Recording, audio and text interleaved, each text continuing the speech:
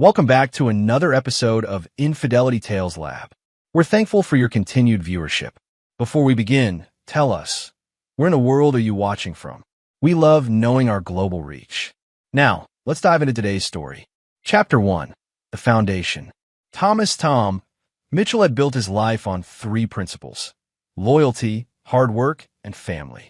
At 42, he owned Mitchell Construction, a mid-sized company that had weathered three recessions through sheer determination and quality craftsmanship.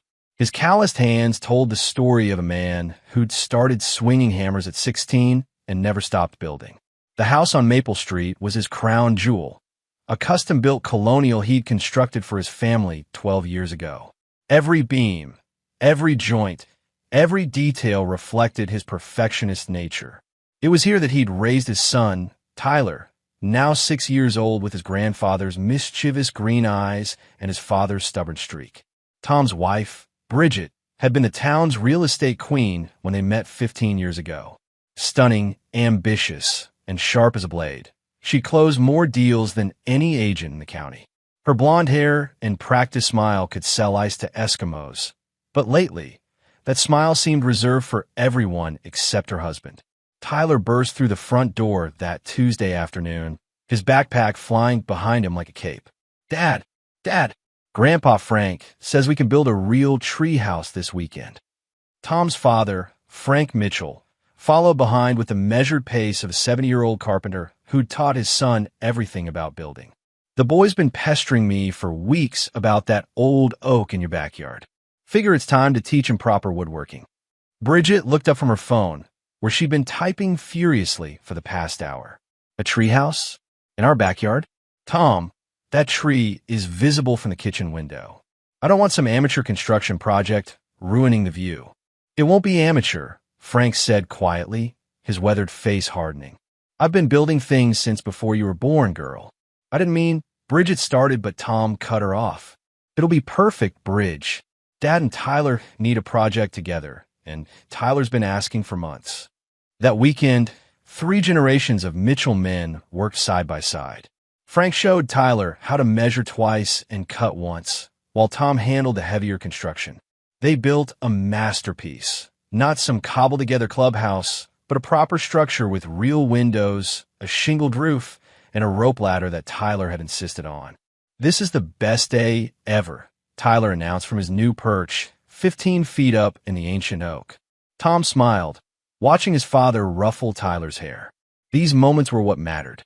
Not Bridget's increasingly late nights at client meetings, not her sudden interest in yoga classes that seemed to run well past 9 p.m., and definitely not the way she'd been guarding her phone like state secrets.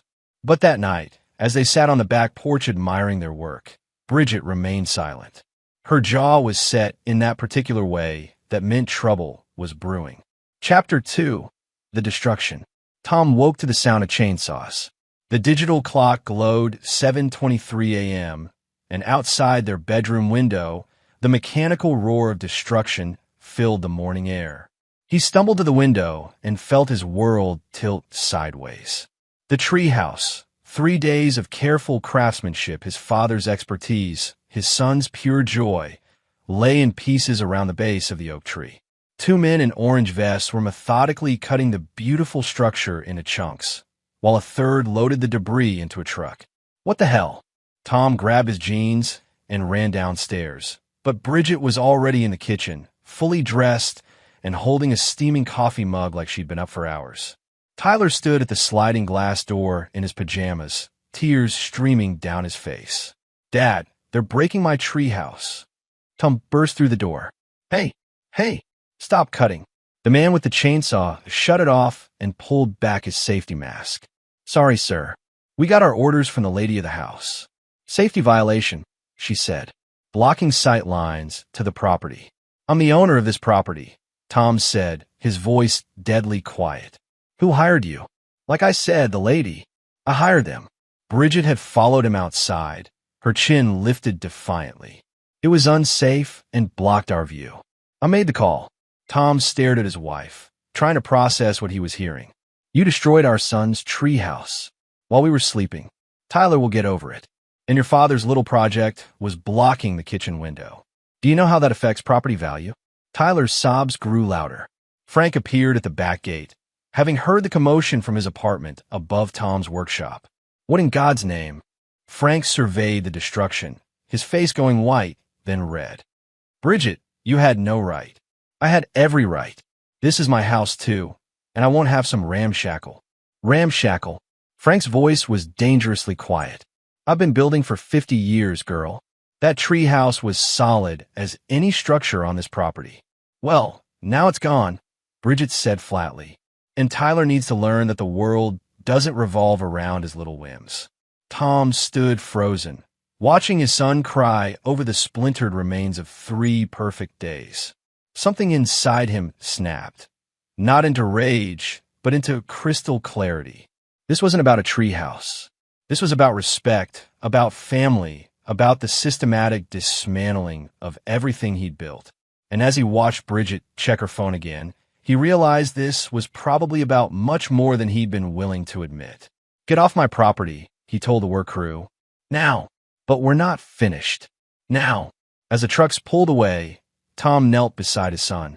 We'll build another one, buddy. Even better. But Tyler just shook his head. Mom will just cut it down again. Tom looked at his father, then at his wife, who was already heading back inside. No, he said quietly. She won't. Chapter 3. The Discovery. Tom didn't say a word about the treehouse for the rest of the day. He helped Tyler gather some unbroken pieces for keepsakes, had lunch with Frank, and went about his normal routine. But inside, something had shifted permanently. That evening, as Bridget prepared for another client dinner, Tom made a decision. I'll be late tonight, too, he announced. Got to check on the Henderson project. Bridget barely looked up from her mirror. Fine. Tyler's already eaten. Tom kissed his son goodnight and waited. At 7:30, Bridget left in her silver BMW. At 8 o'clock, Tom got in his truck. He'd built half the houses in this town. He knew every street, every back road, every parking lot. Following Bridget was easier than he'd expected. The Silver Pine restaurant was exactly the kind of upscale place Bridget loved. Dim lighting, expensive wine, and an atmosphere that screamed affair to anyone with eyes. Tom parked across the street and waited. At 8:45, a black Mercedes pulled up. Tom recognized the driver immediately. Derek Hoffman, the hotshot developer who'd been trying to buy out local contractors for the past 2 years. Slick suit, perfect teeth, and the kind of arrogance that came from inherited money. Tom watched through the restaurant's floor-to-ceiling windows as Bridget and Derek shared intimate conversation, held hands across the table, and acted like lovers who'd been together for months. His phone buzzed. A text from Bridget. Client dinner running late. Don't wait up. Tom sat in his truck for another hour, watching his wife laugh at another man's jokes, touch his face tenderly, and kiss him goodbye in the parking lot. He followed Derek's Mercedes to the Grandview Hotel, the most expensive place in town. He watched them disappear into the elevator together. Tom drove home in silence, his mind working through calculations. Not emotional calculations, those were done. Now he was thinking like the contractor he'd always been, planning, measuring, building something that would last. Tyler was asleep when he got home. Tom stood in his son's doorway for a long time, thinking about treehouses and trust and the kinds of lessons that shaped a man's character. Then he went to his study and began making calls. The first was to Rick Donovan, his lawyer and oldest friend. The second was to Marcus Webb, a private investigator who'd done work for several of Tom's clients during messy divorces. The third was to his brother Danny, who lived 2 towns over and owed Tom more favors than he could count. By midnight, Tom had a plan. It wasn't about getting even, it was about total reconstruction. Demolition first, then building something better from the ground up. Some structures could be repaired. Others needed to be torn down completely. Tom had learned to tell the difference. Chapter 4. The Blueprint. 3 weeks later, Tom's plan was taking shape like the foundation of a skyscraper. Invisible to most, but absolutely crucial to everything that would follow. Derek Hoffman had a problem he didn't know about yet. His development company, Hoffman Estates, had been cutting corners on environmental permits for their latest project, a luxury condo complex on the old Miller farm. Tom had built municipal relationships over 20 years, and a few quiet conversations with the right people had revealed that Derek's permits were based on fraudulent soil tests. Marcus Webb had provided the documentation. Rick Donovan had confirmed that when the violations came to light, Derek would face not just hefty fines, but potential criminal charges for environmental fraud. But Tom wasn't ready to pull that trigger yet. That was his nuclear option. Phase 1 was much more personal. Tom had purchased something very specific from Danny 2 towns over. A complete security system, industrial grade, with cameras smaller than golf balls and recording equipment that could capture conversations from 50 yards away. Friday night, while Bridget was at another client dinner and Tyler was at his friend Jake's sleepover, Tom installed his surveillance network. Not just in his house, he was a contractor, after all. He had legitimate reasons to be on construction sites all over town, including the office building where Derek Hoffman Estates was headquartered. By Sunday evening, Tom had enough audio and video evidence to destroy both their reputations and their careers. But he still wasn't ready. Monday morning brought the first test of his patience. "Tom, we need to talk," Bridget announced over breakfast, her voice carrying that fake concern she used when she wanted something. "About what?" "Tyler's behavior. Ever since that treehouse incident, he's been disrespectful and moody. I think he needs counseling." Tom looked at his son, who was quietly eating cereal and trying to become invisible. Tyler hadn't been moody. He'd been heartbroken and confused. But in Bridget's world, inconvenient emotions were problems to be solved, preferably by someone else. "He's 6 years old, Bridge. His treehouse got destroyed. He's allowed to be upset. He needs to learn that life doesn't always go his way. And frankly, I think your father's influence isn't helping. All that stubborn, old-fashioned nonsense about craftsmanship and tradition." Tom set down his coffee mug very carefully. "What are you suggesting?" "Maybe Frank shouldn't spend so much time with Tyler. At least until Tyler learns to accept disappointment better." The room went dead silent. Tyler's spoon stopped halfway to his mouth. "You want to cut Tyler off from his grandfather," Tom said slowly, "because he was sad that you destroyed something they built together. I want Tyler to develop emotional resilience instead of dwelling on." "Get out." Bridget blinked. "Excuse me. Get out of this kitchen. Get out of my sight before I say something I can't take back." For the first time in months, Bridget looked genuinely surprised. Tom had never spoken to her like that before. He'd always been the peacekeeper, the calm one, the man who found compromise. That man was gone. After Bridget left for work, Tom knelt beside Tyler's chair. "You okay, buddy?" Tyler nodded, but his eyes were too serious for a 6-year-old. "Are you and Mom getting divorced?" The question hit Tom like a sledgehammer. Kids saw everything, understood more than adults wanted to believe. "I don't know yet," Tom said honestly. "But whatever happens, you'll always have me and Grandpa Frank. That will never change. Promise." "Promise." That afternoon, Tom made another call. This one to Judge Patricia Hernandez, an old family friend who'd known Tom since he was Tyler's age. "Patty, I need advice about custody laws." Chapter 5, The Framework. Derek Hoffman was nervous. Tom could tell from the surveillance footage Marcus had pulled from the office building cameras. Derek had been checking his phone obsessively, leaving work early, and having hushed conversations with his business partner about timeline issues on the Miller Farm project. Someone had been asking questions about their permits. Derek didn't know who, but he was smart enough to be worried. Good. Tom's plan was working like a well-engineered machine. Every piece supported the others, and every move created pressure in exactly the right places. The pressure on Bridget was more subtle, but just as effective. Tom had stopped arguing with her. He'd stopped trying to save their marriage. He'd become politely distant, like a contractor dealing with a difficult client who wasn't worth the hassle. She hated it. "You've been strange lately," she said Thursday night as they stood in their kitchen, the space feeling like a DMZ between two armies. "Have I?" "Cold. Distant. Like you're not even here." Tom continued cleaning dishes, his movements mechanical and efficient. "I'm here. Are you?" Bridget stepped closer, using the voice that used to work on him, soft, vulnerable, designed to make him feel like the bad guy for being upset. "Because it feels like you've been pulling away ever since that silly treehouse thing." The treehouse wasn't silly to Tyler. Tyler is 6. He'll forget about it in a month. Tom turned to face her, his expression completely neutral. Will he?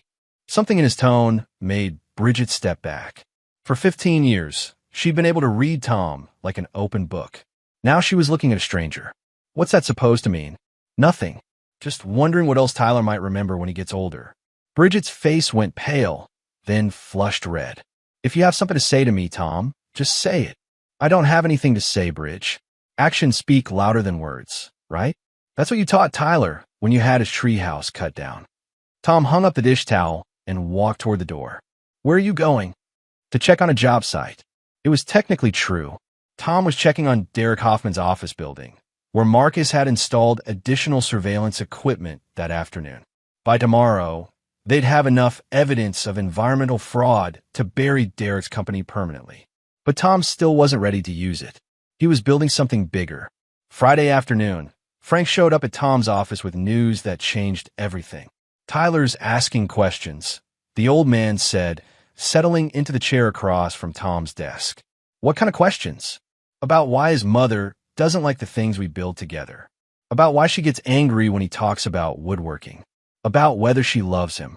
Tom felt something cold settle in his chest. What did you tell him? The truth. That some people don't understand the value of making things with your hands. That some people care more about how things look than how they feel. Frank paused. But he's 6, Tommy. He started to think it's his fault. That night, Tom found Tyler in his room, sitting by the window that used to look out at his treehouse. Hey, buddy. Grandpa Frank says you've been asking some big questions. Tyler shrugged, not turning around. Mom doesn't like me very much, does she? The question hit Tom like a physical blow. Why would you think that? She breaks my things. She doesn't want me to spend time with Grandpa. She gets mad when I'm sad. Tyler finally looked at his father. Did I do something wrong? Tom sat on the bed and pulled his son close. No, Tyler, you didn't do anything wrong. Sometimes adults make bad choices, and sometimes those choices hurt people who don't deserve it. Like when Mom cut down my treehouse. Like when Mom cut down your treehouse. They sat in silence for a while, watching the empty space where Tyler's dreams used to hang in the branches of the old oak. Dad, yeah. When you build a new treehouse, can we make it somewhere Mom can't find it? Tom closed his eyes, feeling the last of his restraint crumble. Yeah, buddy, we can do that. That night, Tom made 2 more calls. The first was to Rick Donovan. Rick, I want you to file divorce papers. Full custody. I'm done. The second was to Marcus Webb. Marcus, tomorrow morning, I want you to deliver everything we have on Derek Hoffman to the Environmental Protection Agency, the county prosecutor, and the local newspaper. All of it. You sure, Tom? Once we do this, there's no going back. Tom looked out his window at the empty oak tree, thinking about his son's broken heart and his father's wounded pride. There's already no going back. Chapter 6, The Execution. Saturday morning arrived gray and cold, matching Tom's mood perfectly. Bridget had left early for a showing that Tom knew was actually another hotel rendezvous with Derek. She'd be gone for hours, giving Tom time for the most important conversation of his life. Tyler sat at the kitchen table, working on a model airplane Frank had brought him, something to keep his hands busy while his heart healed. Tyler, we need to talk about some grown-up stuff. His son looked up with those serious green eyes that had seen too much lately. Are you and Mom getting divorced? Yes. Tom had decided on complete honesty. Tyler deserved that much. Is it because of my treehouse? No, buddy. It's because your mom and I want different things now, and we can't make each other happy anymore. Tyler processed this with the scary intelligence of a child who'd been watching adults carefully. Where will I live? With me and Grandpa Frank. In this house. Nothing else has to change for you. What about Mom? Tom chose his words carefully. Your mom is going to go live somewhere else. You'll still see her sometimes, but this will be your home. Tyler nodded slowly. Will she be mad? Probably. But that's not your job to worry about. That's mine. At exactly 10:47 a.m., Tom's phone rang. Derek Hoffman's name appeared on the caller ID. Tom answered on the 4th ring. Mitchell Construction. Tom, it's Derek. We need to talk. Now. About what? You know damn well about what. The EPA was in my office an hour ago with search warrants. Someone's been feeding them information about the Miller Farm project. Tom kept his voice neutral. That's unfortunate. Cut the shit, Tom. I know it was you. I'm not sure what you're talking about, Derek. The hell you don't. You think I don't know about your little surveillance games? You think I don't know you've been following Bridget? Tom smiled for the first time in weeks. Derek was panicking, making mistakes, admitting things he shouldn't admit. Derek, if you're calling to confess to environmental fraud, you should probably be talking to your lawyer instead of me. Listen to me very carefully, you small-town piece of garbage. If you don't back off, I'll destroy you. I have connections you can't imagine. I can ruin your business, take your house, make sure you never work in construction again. Are you threatening me, Derek? I'm promising you. Tom looked at Tyler, who was pretending to focus on his model, but clearly listening to every word. Here's my promise, Derek. By tonight, everyone in this town will know exactly what kind of man you are. Your business is finished. Your reputation is gone. And your relationship with my wife is about to become very expensive for both of you. Tom hung up and immediately called Marcus. Execute Phase 2. Phase 2 was beautiful in its simplicity. While Derek dealt with federal investigators and environmental lawyers, Bridget would be dealing with a different kind of exposure. Marcus had compiled everything. Photos of Derek and Bridget entering hotels, audio recordings of their intimate conversations, financial records showing Derek had been paying for Bridget's client dinners and shopping trips. By noon, copies would be delivered to Bridget's real estate office, Derek's business partners, and select members of their social circle. The country club crowd that treated reputation like currency. But Tom's masterpiece was simpler and more devastating than any surveillance footage. At 1:15 p.m., while Tyler was napping, Tom drove to the cemetery where his mother was buried. He stood at Margaret Mitchell's grave for 20 minutes, talking to her the way he had as a boy when life got complicated. I'm about to do something you might not approve of, Mom, but I think you'd understand why.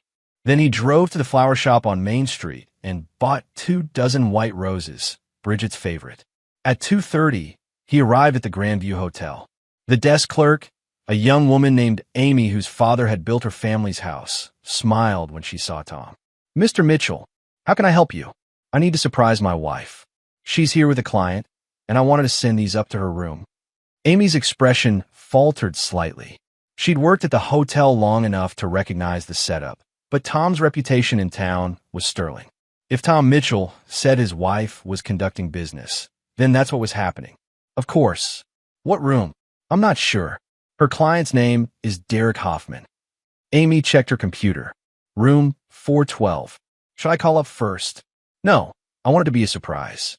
Could you take them up yourself? Tell her they're from her loving husband. Tom handed Amy a card with the flowers. On it, he'd written, "Thank you for showing me who you really are." Tom. He left the hotel and drove to his father's apartment, where Tyler was now awake and building a new model with Frank. At 3:45, Tom's phone exploded with calls and texts from Bridget. He didn't answer any of them. At 4:20, she came home. Chapter 7. The Confrontation. Bridget stormed through the front door like a hurricane, her face flushed with rage and panic.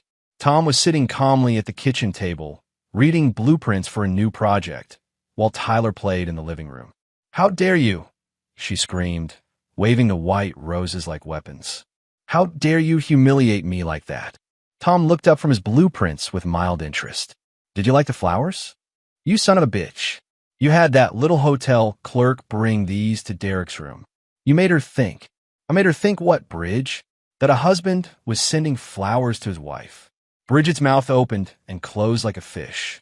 She'd walked directly into the trap, and they both knew it. "You're spying on me. I'm protecting my family."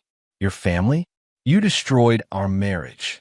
Tom stood slowly, his full 6'2" frame towering over Bridget's petite figure. For the first time in their relationship, he looked genuinely intimidating. "I destroyed our marriage.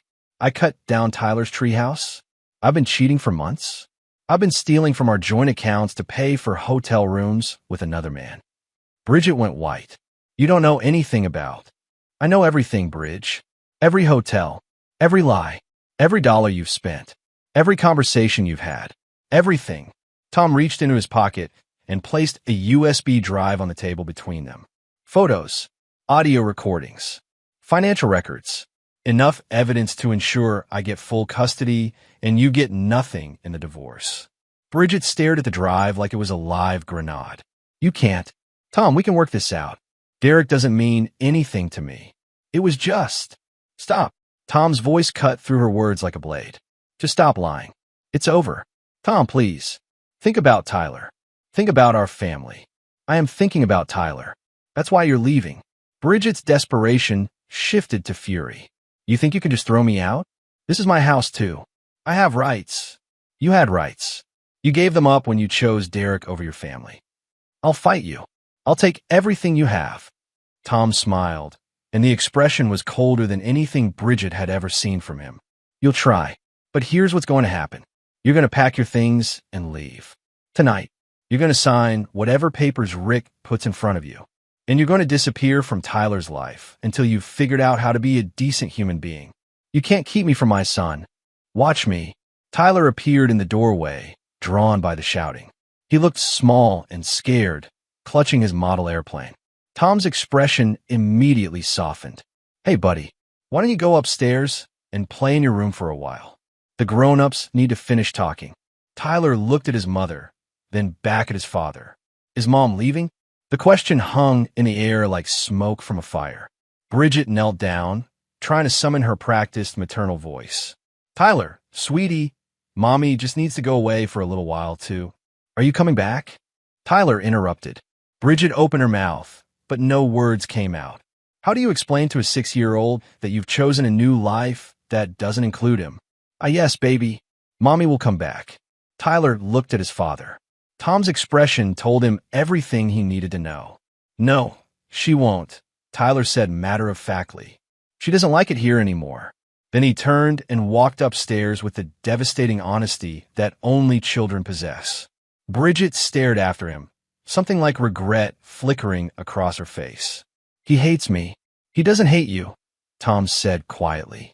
He just understands you better than you think. Bridget was quiet for a long moment. When she spoke again, her voice was smaller, more genuine than it had been in months.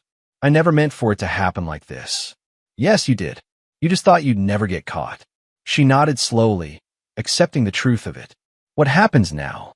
Now you pack your things and leave. Derek can deal with his environmental fraud charges and explain to his wife why their marriage is over. And Tyler and I will build a new treehouse. Tom, don't. Whatever you're about to say, don't. There's nothing left to say. Bridget looked around the kitchen Tom had built in the house Tom had designed, filled with the life they'd created together. I really did love you once, she whispered. I know, Tom said. That's what made this so hard to watch. Chapter 8, The Aftermath. 3 hours later, Bridget was gone. She'd packed 2 suitcases and left behind 15 years of marriage like she was checking out a hotel. Tyler had watched from his bedroom window as she loaded her BMW, and Tom had watched Tyler, memorizing every expression on his son's face. Is she really not coming back? Tyler asked as they stood together in the now-quiet kitchen. Not to live here, no. Good, Tyler said, and the finality in his voice broke Tom's heart and mended it at the same time. Frank appeared at the back door, having seen Bridget's departure from his apartment window. How's the boy? He asked quietly. Stronger than I expected, Tom replied, watching Tyler return to his model airplane with focused determination. Stronger than he should have to be at 6. The next morning brought news that made Tom's revenge complete. Derek Hoffman's company had been shut down by federal authorities. The environmental fraud charges were just the beginning. Investigators had found evidence of tax evasion, permit violations, and safety violations spanning 5 years. Derek was looking at serious prison time. More importantly, Derek's wife had filed for divorce and frozen all their joint assets. The man who'd thought he could steal Tom's family was about to lose everything he'd built. Tom felt no satisfaction from Derek's destruction. It had been necessary, but it was just demolition. The real work was what came next. Monday morning, Tom called a meeting with his foreman, Bobby Martinez, and his office manager, Carol Singh. I'm scaling back operations for a while, he announced. I want to focus on smaller projects, residential work, things that matter to families. Bobby and Carol exchanged glances.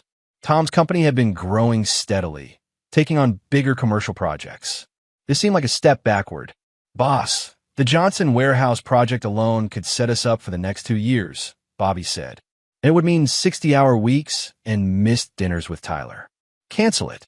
From now on, we work reasonable hours and we work on projects that build communities, not just buildings. Carol nodded approvingly. She'd been with Tom for 8 years and had watched him miss too many of Tyler's school events. What about the Miller Farm cleanup? She asked. We'll bid on it. Clean up Derek's mess and turn it into something useful. Maybe a park. That afternoon, Tom picked Tyler up from school personally, something he hadn't done in months. Dad, why are you here? Tyler asked, confused. I take the bus. Not anymore. From now on, I pick you up every day. They drove home in comfortable silence, Tyler chattering about his day while Tom listened to every word. These were the moments he'd been missing while his marriage crumbled, the small, daily victories and defeats that shaped a child's world. Dad, yeah, buddy. Can we start building the new tree house this weekend? Tom smiled. Absolutely. But this time, we're building it in Grandpa Frank's backyard. No one can touch it there. We'll be as good as the first one. Better. It'll be stronger and it'll last longer. And most importantly, it'll be built by people who understand what it means. That evening, Tom's phone rang. The caller ID showed a number he didn't recognize. Hello. Tom? It's Bridget. Tom's expression hardened. What do you want? I wanted to see how Tyler was doing. Tyler's fine. He's adjusting. Can I talk to him? Tom looked toward the living room, where Tyler was building a Lego castle with the kind of focused intensity he brought to all his projects. No. Tom, please. He's my son, too. You made your choice, Bridge. You chose Derek over Tyler. You chose your reputation over your family. You chose everything except being a mother. I made mistakes. You made choices. And choices have consequences. I'm staying at my sister's in Portland. I'm going to get counseling. I want to be better. Good for you. But you don't get to use Tyler as motivation for your self-improvement. When you've actually changed, if you actually change, we'll talk about supervised visits. Supervised visits? Tom, that's what you get when you abandon your child. Tom hung up and deleted the number. Later that night, as he tucked Tyler into bed, his son asked the question Tom had been dreading. Dad, did Mom leave because of me? Tom sat on the edge of the bed and looked directly into his son's eyes. No, Tyler. Mom left because she forgot what was important. She forgot that family means taking care of each other, even when it's hard. She forgot that love isn't just a feeling. It's a choice you make every day. Will you ever forget? Never. Not ever. Promise. Promise. As Tom turned off the light, Tyler's voice came through the darkness. Dad, I'm glad she's gone. Tom closed his eyes, feeling the weight of his son's honesty. I know, buddy. Me too. Chapter 9. The New Foundation. 6 months later, Tom stood in Frank's backyard, admiring the masterpiece they'd created together. The new treehouse wasn't just a structure, it was a statement. Bigger than the first one, built with military precision and designed to last for generations. Tyler scrambled up the rope ladder with the confidence of a natural climber, followed by his two best friends from school. The sound of children's laughter filled the space where anger and betrayal had once lived. It's perfect, Dad. Tyler called down from the platform. Can we sleep up here tonight? We'll see, Tom replied, but he was already planning the camping trip they'd have in Tyler's aerial fortress.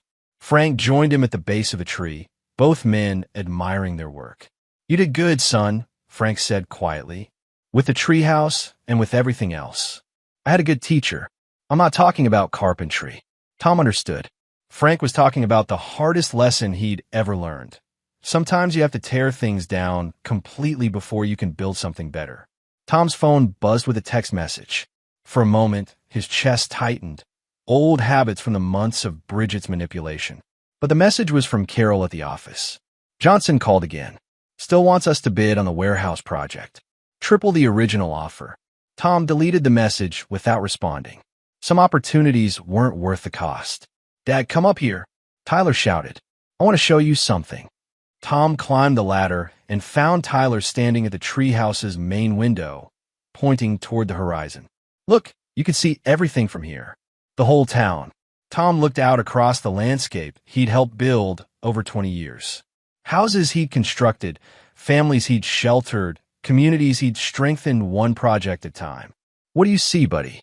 Tyler was quiet for a moment, thinking with the seriousness that had become his trademark. "I see home," he said finally. "Real home." Tom understood exactly what his son meant. Not the house where they slept, but the life they'd built together from the wreckage of betrayal. The daily choices to support each other, to be honest with each other, to never let anyone destroy what they'd created again. "Yeah," Tom said, putting his arm around Tyler's shoulders. "Me too." That evening, after Tyler's friends had gone home and the boy himself had fallen asleep, Tom and Frank sat on the back porch, sharing a beer and watching the treehouse silhouetted against the stars. "Any regrets?" Frank asked. Tom considered the question seriously. Bridget was living in Portland, working a small real estate office, and dating a man who didn't know about her past. Derek was serving 18 months in federal prison and would emerge to find his professional reputation permanently destroyed. Tom's marriage was over, his family was smaller, and his life was completely different than it had been a year ago. "No," he said finally. "No regrets. Not even about Bridget, especially not about Bridget. She showed me who she really was. I just wish I'd listened sooner. And Tyler." Tom smiled, thinking about his son's resilience, his wisdom, his uncomplicated love. "Tyler's going to be fine. Better than fine. He's learning early that some people will disappoint you, but the ones who matter will always have your back." Like his old man. Like his old man. They sat in comfortable silence for a while, two generations of builders who understood that the strongest foundations were built on trust, loyalty, and a willingness to defend what mattered most. As Tom headed inside to check on Tyler one last time, Frank called after him. "Tommy." "Yeah, Dad? Your mother would be proud."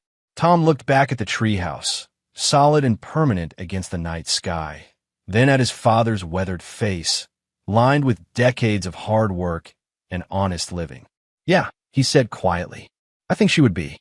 Upstairs, Tyler was sleeping peacefully, his model airplanes arranged carefully on the dresser and his construction toys organized with military precision. On his nightstand sat a framed photo of the three Mitchell men standing beside their completed treehouse, all of them grinning like they'd just conquered the world. In a way, they had. Tom straightened Tyler's blankets and whispered the same words he'd said every night for 6 months. "Sleep tight, buddy. Tomorrow we'll build something new." Outside, the treehouse stood guard over their small piece of the world, strong enough to weather any storm that might come. Because it had been built by men who understood the difference between things that could be broken and things that were meant to last forever. And Tom Mitchell. And there you have it. Another story comes to an end. What did you think? I'd love to hear your thoughts in the comments below. If you enjoy this story, consider joining our community by subscribing. It means the world to us. For more stories like this one, check out the recommended videos on screen. And I'll see you there.